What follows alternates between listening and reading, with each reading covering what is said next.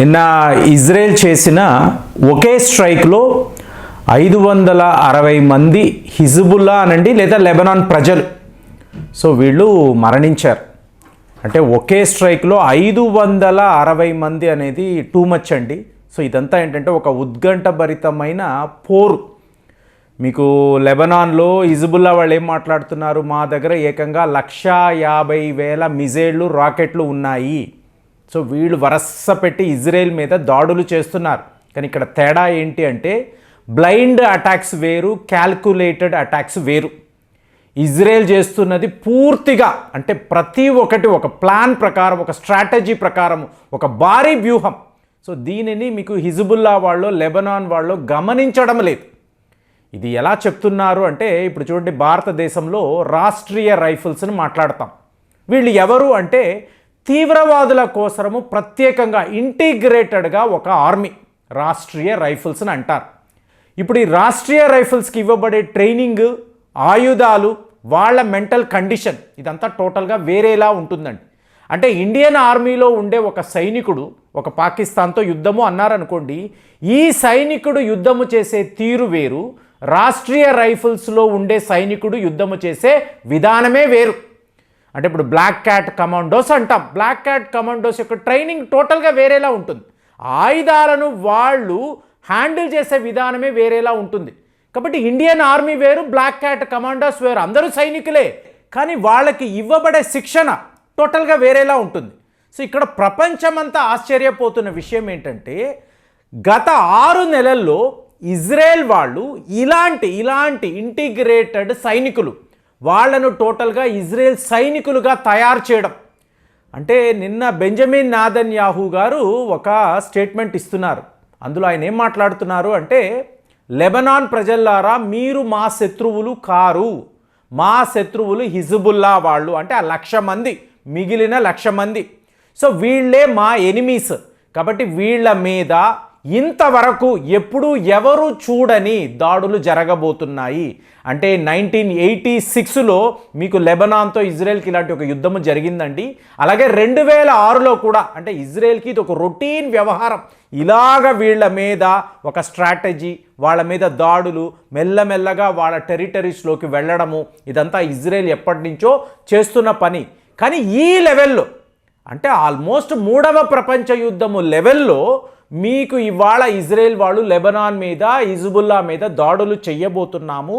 కాబట్టి మీరు ఇమీడియట్గా ఈ ప్రాంతాలను విడిచిపెట్టి వెళ్ళిపోండి. ఇది అన్న వెంటనే మీకు ఏంటి గుర్తుకు రావాలి? అక్టోబర్ 7వ తారీఖు త్వరలోనే రాబోతుంది, first anniversary of Hamas attack. ఇమీడియట్గా ఇజ్రాయెల్ వాళ్ళు ఏమన్నారు, మా శత్రువులు హమాస్, పాలస్తీనియా పౌరులు కారు.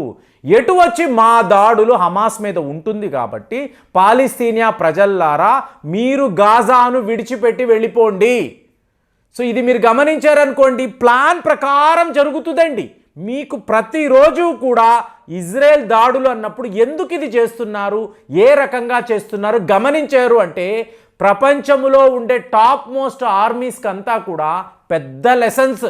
ఇండియన్ ఆర్మీ అయితే ప్రతిరోజు క్షుణ్ణంగా పరిశీలిస్తున్నారు, ఎలా వీళ్ళు ఇది చేస్తున్నారు, ఏ రకంగా ఇచ్చేది. ఎందుకంటే రేపు కాశ్మీర్ ఇష్యూలో ఇవాళ కొత్త శత్రువు మీకు బంగ్లాదేశ్ చికెన్స్ నెక్ అని మాట్లాడుతున్నాడు. ఇక్కడ మనము అనుకరించాల్సిన స్ట్రాటజీ ఏంటి మనం నేర్చుకున్నామండి. చిన్న దేశము, చిన్న ఆర్మీ, కానీ ఆ తెలివితేటలు, ఆ మ్యాన్ పవర్ను వాడే విధానము, వాళ్ళ స్ట్రాటజీస్ ఏం చెప్తున్నారు, మీరు ఎన్ని ఎత్తుగడలు వేసినా మేము 2 అడుగులు ముందే ఉంటాం, మీకన్నా ముందు ఉంటాము, మీకన్నా ముందే ప్లాన్ చేయగలము, మీరు యాక్షన్లోకి దిగే లోపలే మా కార్యక్రమాన్ని పూర్తి చేస్తాము. పదే ఇజ్రాయెల్ ఇలాంటి ఒక సైకాలజికల్ వార్ఫేర్ను లెబనాన్ పైన, హిజ్బుల్లా పైన ప్రయోగిస్తున్నారు. ఇప్పుడు ఇవాళ హమాస్ దుకాణాన్ని ఎలా క్లోజ్ చేశారండి?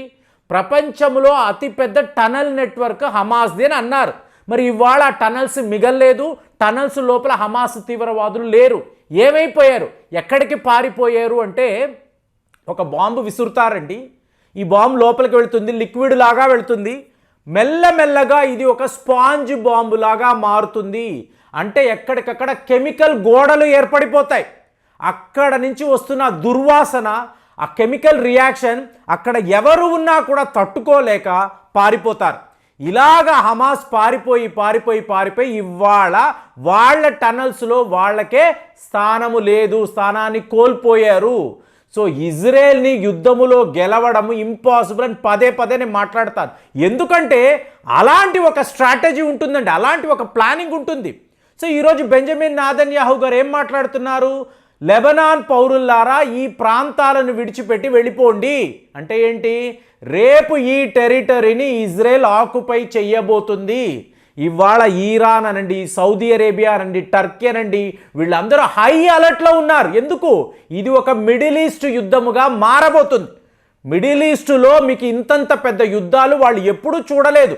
ఒక దేశం మీద అన్నారు, కానీ ఒక దేశము ఇన్ని దేశాల మీద మెల్లగా ఆక్రమించుకుంటూ రాబోతున్నారన్న ఆలోచన వీళ్ళందరిలో కూడా భయము. సరే మనం అందరము కలిసి తిరగబడదామా, యుద్ధము చేద్దామా అంటే ఇజ్రాయెల్తో యుద్ధము చేసే కెపాసిటీ వీళ్ళ ఎవ్వరికీ లేదు అనేది క్లియర్గా ఇక్కడ ప్రూవ్ అయ్యింది. అంటే రష్యా రంగప్రవేశము చేస్తేనే ఈ యుద్ధములో కొత్త మలుపు ఉంటుందని అంటున్నారు. కానీ వాళ్ళు అండర్ ద వెర్జ్ ఆఫ్ క్లైమాక్స్లో ఉన్నారండి. రష్యా వాళ్ళు యుక్రెయిన్ని ఓడించే పనిలో నిన్న కూడా మాట్లాడాను. అలాంటి సిచ్యువేషన్లో ఇజ్రాయెల్ త్వరగా అంటే రష్యా వాళ్ళు వచ్చే లోపల ఇక్కడ టోటల్గా హిజ్బుల్లాని లేకుండా చెయ్యాలి.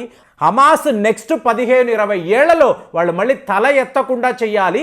నెక్స్ట్ లెవెల్లో హూదీస్ అంటే వాళ్ళ ప్రాంతాల్లో నుంచి వాళ్ళు యుద్ధము చేస్తున్నారు. కానీ ఇక్కడ హిజ్బుల్లా ఏంటి? ఇజ్రాయెల్ సరిహద్దుల్లోకి వచ్చేసారు. కాబట్టి మీరు చూసారనుకోండి, గాజా స్ట్రిప్ వెళ్ళారు అంటే అక్కడ ఎవరు ఉంటారు? ఇజ్రాయెల్ డిఫెన్స్ ఫోర్సెసే ఉంటారు. అక్కడ నుంచి మీరు వెస్ట్ బ్యాంకుకు వెళ్ళండి, అక్కడ కూడా ఇజ్రాయెల్ సైనికులే ఉన్నారు. నెక్స్ట్ లెవెల్లో నేరుగా వీళ్ళు లెబనాన్లోకి వెళతారు. అంటే ఇజ్రాయెల్ ఒక్కొక్క ప్రాంతాన్ని ఆక్యుపై చేసుకోవడము, ఇది మాది అని చెప్పడము, మెల్లగా లెబనాన్ కూడా తన భూ ప్రాంతాలను పోగొట్టుకోవడము, ఇది త్వరలోనే జరగబోతుంది. ఇదే బెంజమిన్ నెతన్యాహు యొక్క మాస్టర్ ప్లాన్. అంటే ఏదో వైల్డ్గా వెళ్ళి దాడులు చేయడము, ఒక్కొక్క బిల్డింగ్ మీద అటాక్ చేసేసి లోపల ఉండే తీవ్రవాదులు చనిపోయారు, ఇంతంత మంది కమాండర్స్ చనిపోయారు. ఏం చెప్తున్నారు? హిజ్బుల్లాకు సంబంధించిన 80% కమాండర్స్ ఇవాళ ప్రాణాలతో లేరు. మరి మీ యొక్క నాయకుడు కమాండర్ లేకుండా మీరు ఎలా యుద్ధము చేస్తారు? ఒక రాకెట్ని ఇజ్రాయెల్కి సంధించాలి అంటే మీ కమాండర్ మీకు కమాండ్ ఇవ్వాలి కదా. అలాంటి పరిస్థితి ఇవాళ హిజ్బుల్లాలో లేదు. మీకు టాయిలెట్కి వెళితే టాయిలెట్ పేలిపోతుందా? వెళ్ళి భోజనం చేద్దాం డైనింగ్ టేబుల్లో కూర్చుంటే ప్లేట్ పేలిపోతుందా? ఎక్కడ ఏమి పేలిపోతాయో ఎవరికి తెలియదు.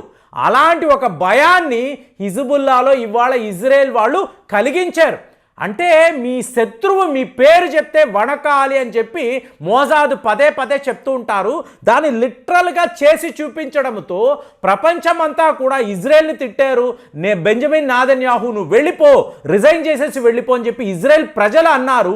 ఒకే దెబ్బ pager, walkie talkie, electronic devices టోటల్గా మీకు పేలిపోవడంతో హిజ్బుల్లా యొక్క యుద్ధము అనేదే పేలిపోయింది. అంటే ఇవాళ వాళ్ళు ఎవరితో యుద్ధం చెయ్యాలి, ఎలా చెయ్యాలి, మనము ఇజ్రాయెల్కి సంబంధించిన మిలిటరీ పోస్టులు వీటి మీద దాడి చెయ్యాలా, బెంజమిన్ నెతన్యాహు ఎక్కడ ఉంటాడు, వాళ్ళ డిఫెన్స్ మంత్రి ఎక్కడ ఉంటారు, ఎవ్వరికి తెలియడం లేదు. పెద్ద బంకర్స్లో ఉన్నారు. అక్కడ నుంచి ఎవరు ఊహించని దాడులు అనేవి ఇవాళ ఇజ్రాయెల్ వాళ్ళు చేయడంతో ఇంత పెద్ద స్ట్రాటజీతో అంటే గాజా వెళ్ళిపోయింది. ఇవాళ లెబనాన్లో ఎన్నో ప్రాంతాలు ఇజ్రాయెల్ చేతికి వచ్చేస్తుంది. నెక్స్ట్ టార్గెట్ ఇరాన్ అంటారు, తరువాత సౌదీ అరేబియా అంటారు, టర్కీ అంటారా? ప్రపంచం అంతా కూడా ఇవాళ ఇదే ఆలోచనలో ఉన్నారు. మరి ఇజ్రాయెల్ వాళ్ళు ఇలాంటి ఎక్స్పాన్షన్ని అంటే ఒకవైపు చైనా వాడు చిన్నా చితకా దేశాలను బెదిరిస్తున్నాడని చెప్పి మనం మాట్లాడతాం కదా.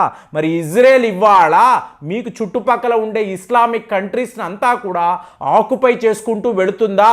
మూడవ ప్రపంచ యుద్ధమే వచ్చినా సరే మాకు ఈ టెరిటరీస్ కావాలి అని చెప్పి బెంజమిన్ నెతన్యాహు క్లియర్గా చెప్తున్నారు.